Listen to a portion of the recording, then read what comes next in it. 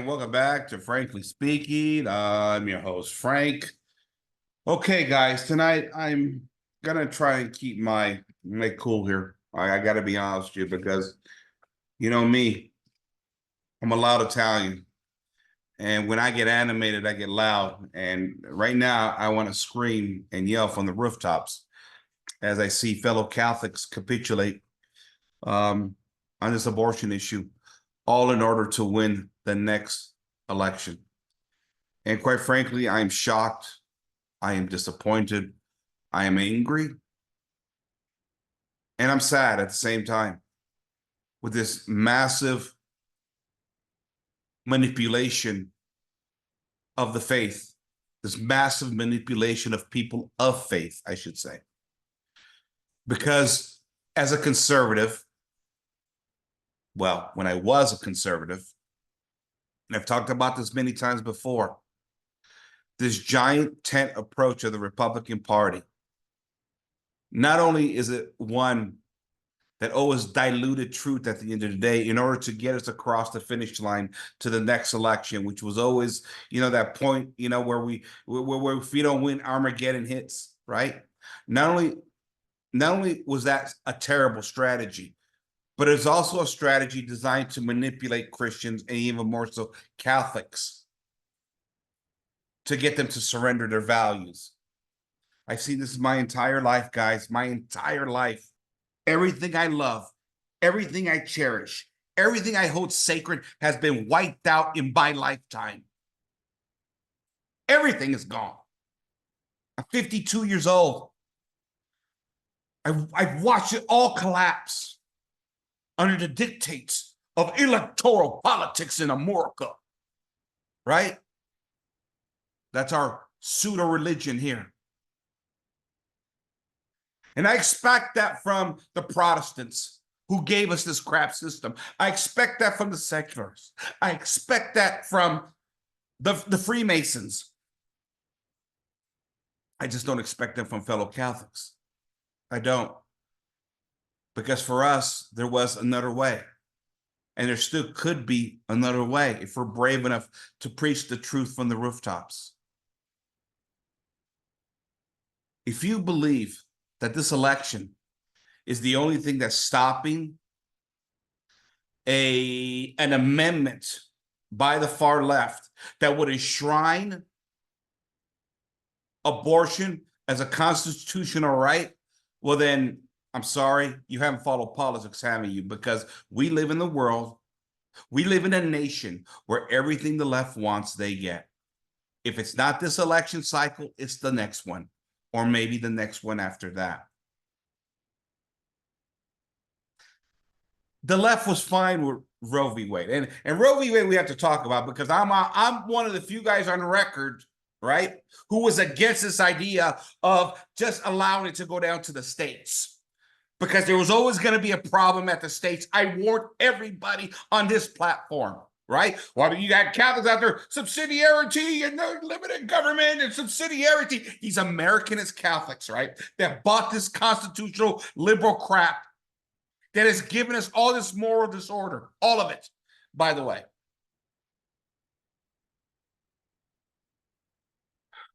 But there was always going to be problems with this thing. There's no easy way to solve this in a secular society. I understand that. But the left was fine with Roe v. Wade because it worked. They got what they wanted. They had abortion in all 50 states effectively. They were fine. They didn't need to push for a constitutional amendment because they had what they wanted. But now they will. And they will get power again. That's just a cycle. And in fact, the cycle has been Democrats winning a lot more than Republicans recently. So what's the grand strategy here, my fellow Catholics? Surrender your principles? Surrender your faith? Is that what's next? In order to win the next election? Because you've been Americanizing this liberal democracy crap that is destroying the entire planet now? All of the West has been consumed by this extreme liberalism. It's all fallen under the dictates of classical liberalism, right? And so your prescription is what? Surrender your Catholic faith to appease classical liberal principles? Don't you see the contradiction there? Don't you see it? I'm sorry. I'm sorry. This stuff makes me angry. I came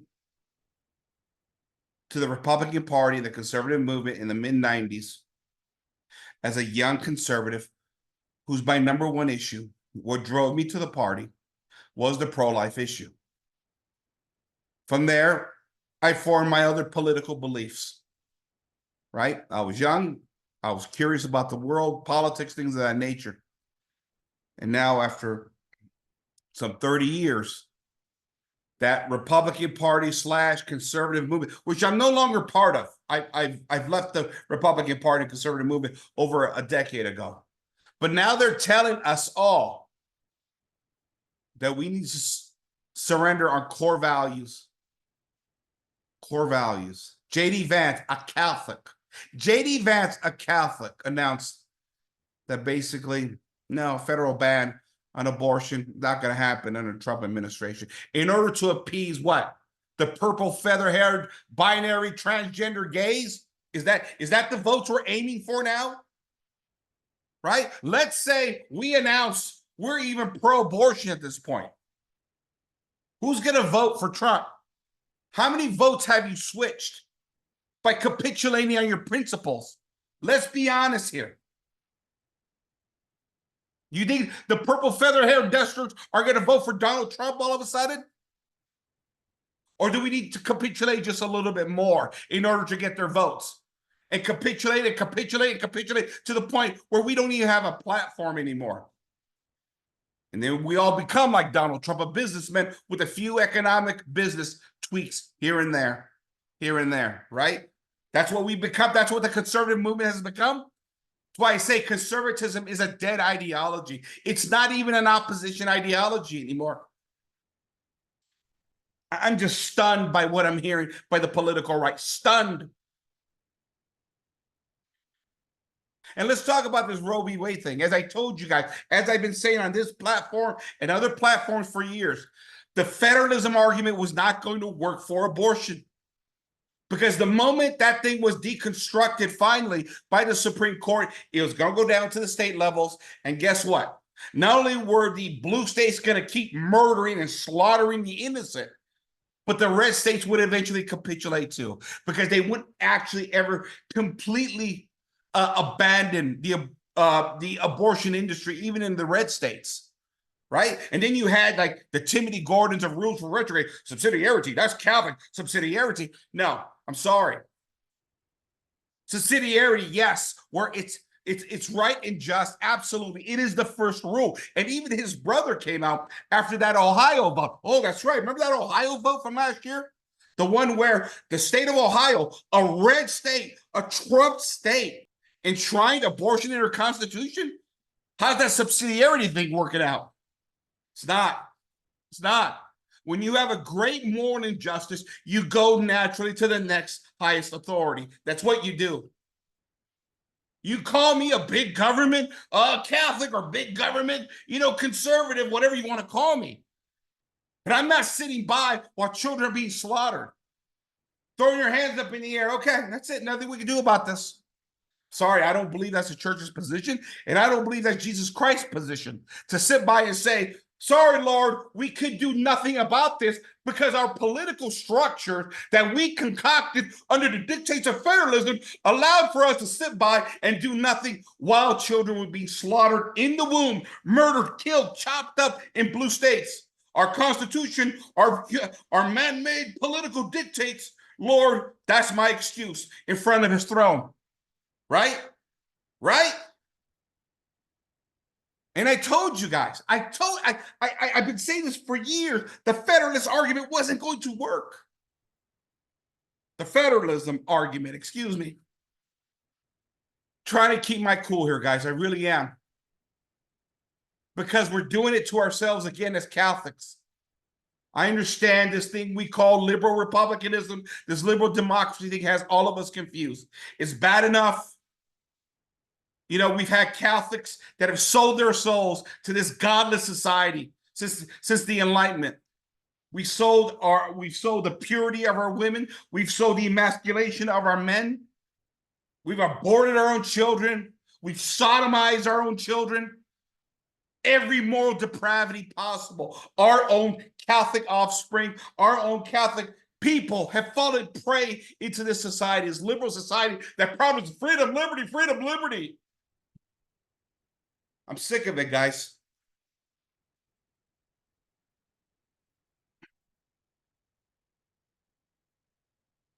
What do you have if you've gained the world, but you sold your soul? That's what I ask my Catholic friends. You want to win the next election? I get it. I get it. A Kamala Harris presidency scares the living daylights out of everybody. I get that. I understand it. But do we do it by selling our principles? And also, too, the grand strategy, I mean, the grand strategy of selling your own base down the river, I mean, isn't politics supposed to be about rewarding your base? That's what I always thought politics was, not to reward the other side. And maybe, I'm just throwing this out here.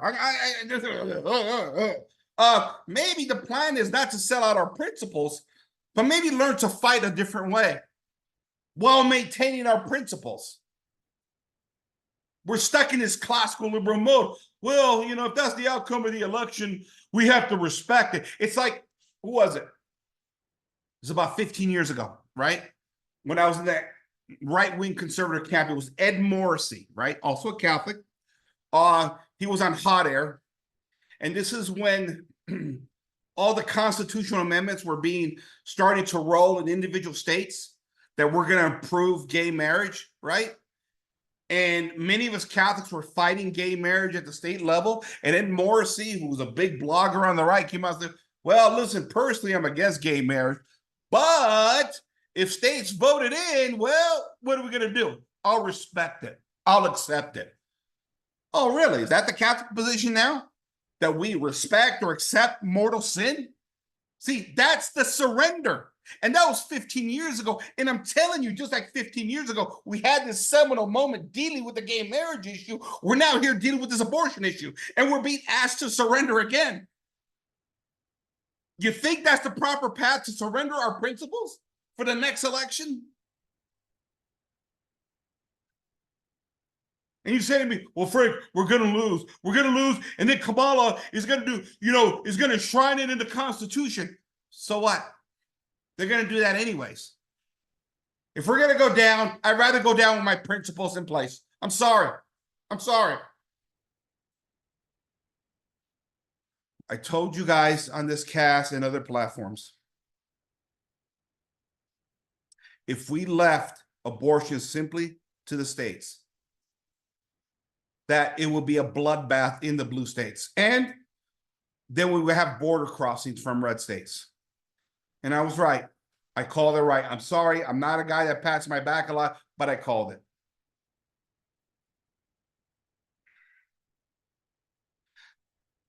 When we had an opportunity about 20 years ago, 15 years ago, when there was talk of enshrining a constitutional amendment, the Republican Party failed, like it always fails conservatives. You say, well, Frank, like Glenn Beck, Frank, but when we have power and control and we enforce good freedoms down everybody's throat, then when the bad guys are in power, they'll use that same power to pass and ram down bad freedoms down our throats. Well, Glenn, I don't know if you've been paying attention. They pass those anyways, regardless of what we do. It's not even a give and take in this country. It's a far slant to the left. And it has been since the founding, since 1776. Don't you guys see this? When does anything ever regulate back to the right? You surrender now on this abortion issue now, forget about it. There's no getting this thing under control. And to be honest with you all, let's say we are down 60-40 in the polls. Let's say America has a 60-40 pro-abortion country, and we go down in this next election with our principles, well, maybe it's just finally time to say, let it all burn to the ground. Let the whole damn country burn to the ground. Because at some point it's going to come to that anyways. Because we're in a far left satanic trajectory at this point. So if I'm going down with my principles. I'm going down without selling out my soul. I'm going to go and face the Lord and say, Lord, I fought for you to the very end when it wasn't popular, when everybody was against me, Lord. I stood for you, Lord. I hope you accept my sacrifice. Because I'm not doing that anymore, guys. I've watched conservatives surrender and surrender and surrender my entire life, and I'm done with it. I'm done with the conservative movement. I'm done with the Republican Party. And I say, listen, if you're not going to draw the line on the murder of the unborn, then let the whole thing burn to the ground. Because what do you have left anyways? What do you have left? And eventually, the left, as usual, always gets what they want. They'll push this constitutional amendment, and eventually they will have enough power through the manipulation of the system to eventually enshrine that thing, as I said earlier. And then what have you done? You still got abortion enshrined, and you sold your principles at the same time. What kind of a coward are you at that point? I'm sorry, it just disappoints me how liberalism has destroyed Catholics in the West. How much liberalism has adversely affected the thinking of Catholics in the West. I know, we're bombarded with it every day. I get it. I get it from the media, from the government, from the educational system, from music, from Hollywood, everywhere. I get it. I get it. And it's a behemoth to deal with. It affects even me in many ways.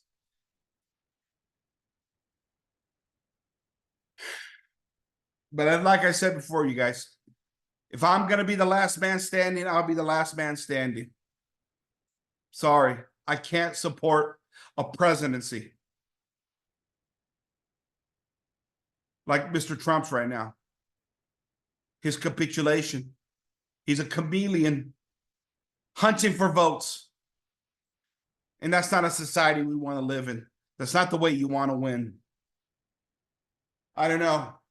I don't know. I'm just done with it, guys.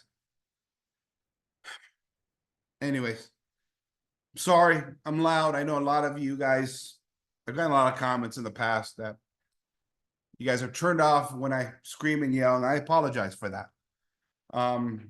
It's part of it is who I am. I really have it, and it's a critique that goes back for many, many years, even long before I was podcasting. It's just, I'm a guy with a lot of passion.